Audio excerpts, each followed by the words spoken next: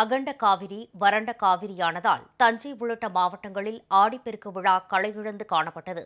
சில இடங்களில் தண்ணீரை விலைக்கு வாங்கி வழிபாடு நடத்தும் நிலை ஏற்பட்டது.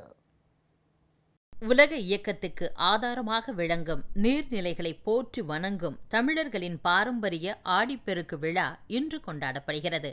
கடந்த ஆண்டு ஆடி 18ஆம் நாளில் காவிரி பெருக்கெடுத்து வந்த நிலையில் நடப்பாண்டில் காவிரி ஆறு வறண்டு காணப்படுகிறது.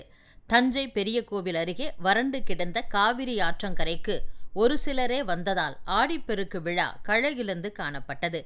திருவையாறு காவிரிக்கரை புஷ்ப மண்டபத்துக்கு சென்ற புதுமண தம்பதியர் மணல் திட்டுகளாக காட்சியளித்த காவிரி ஆற்றில் பூசை செய்தனர்.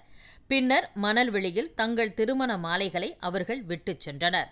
திருவாரூரில் ஆற்றில் ஆடிப்பெருக்கு விழா கொண்டாடுவதற்கு பதில் கமலாலய குளக்கரையில் கொண்டாடப்பட்டது. கமலாலய குளக்கரையில் பெண்கள் சிறப்பு பூசைகள் நடத்தினர்.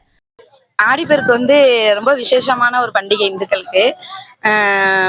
இதுல என்னன்னா, புதுசா கல்யாணம் ஆன தம்பதிகளுக்கு இந்த தாலி பிரிக்கி போடுவாங்க.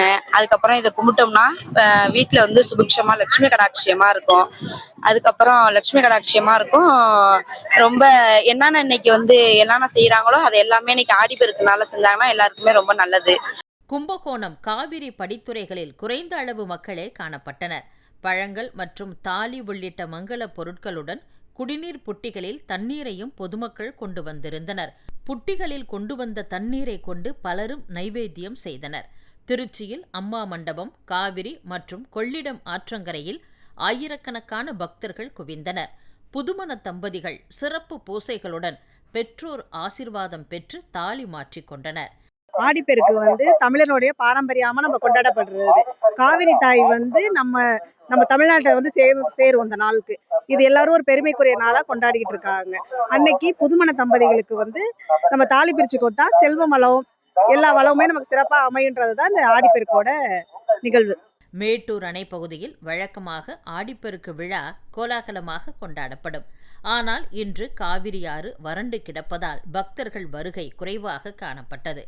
காவிரி ஆறும் சேரும் சகதியமாக உள்ளதால் பக்தர்கள் கடும் அவதியடைந்தனர். அதே நேரம் சேலம் மாவட்டம் பூலம்பட்டி காவிரி ஆற்றில் குறைந்த அளவே தண்ணீர் வந்த போதிலும் பக்தர்கள் கூட்டம் அலைமோதியது. அரியலூர் மாவட்டம் அணைக்கரை கீழணை மதகு பகுதியில் தேங்கி கிடக்கும் தண்ணீரில் வழிபாடு செய்த புதுமண தம்பதியர் உறவினர்கள் ஆசியுடன் புது தாலிக்கயிறு மாற்றினர். குறைவான பக்தர்களே வந்ததால் ஆடிப்பெருக்கு பொலிவிழந்து காணப்பட்டது. விருத்தாச்சலம் மணிமுத்தாறில் தண்ணீர் இல்லாததால் ஊற்று நீரை விலை கொடுத்து வாங்கும் நிலை ஏற்பட்டது. புனித நீராட முடியாமலும் மாலைகளை ஆற்றில் விட முடியாமலும் பக்தர்கள் திரும்பிச் சென்றனர்.